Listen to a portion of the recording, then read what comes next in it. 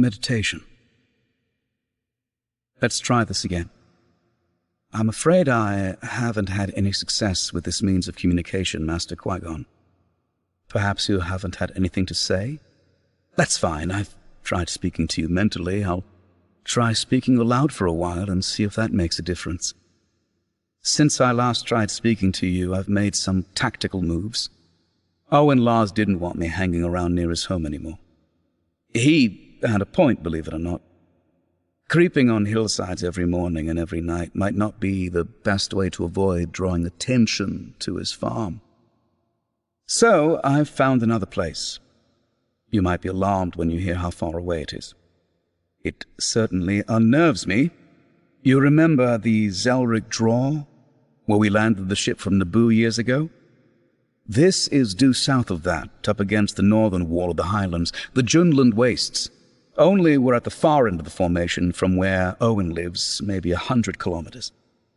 It's a funny way to keep watch over someone, I know. I can't get there and back in a day en route, and I'm reluctant to get so much as a speeder bike for fear of the attention I'd attract. The Tusken natives seem to follow anything shiny they find. I could lead them to the Lars farm if I'm not careful, and anyone watching from satellite might notice a pattern to my travels. I've also ruled out leaving surveillance equipment. Access to the galactic mainframe is spotty everywhere here, but regardless, I don't want to own anything that taps into it. I haven't even used the secret one-way message drop Bail Organa provided to tell him I've settled in. The fewer signals coming from my home, the better. What if Palpatine has eyes all the way out here, looking for Jedi Knights he failed to kill? It could happen. The other Jedi. How I hope others have survived. I couldn't bear to be the only one left. It seems impossible to imagine. I wish you could tell me. In any case, with regard to the Lars farm, it's probably okay if I just go over there once in a while on foot or en route. I can hide better that way and camp if I need. There won't be a pattern to my movements or when I choose to go. I won't be able to respond quickly if someone troubles the boy or even know about it, but at least I won't be the trouble. Still, I wish there was someone I could rely on, closer to them. I've been hearing some sirens to the north. There was another this morning. I worried it involved the Empire, but I think now it might be a warning system of some kind. Maybe that could be of help, I don't. This would be easier if you said something. Never mind, I'll be briefer. This house.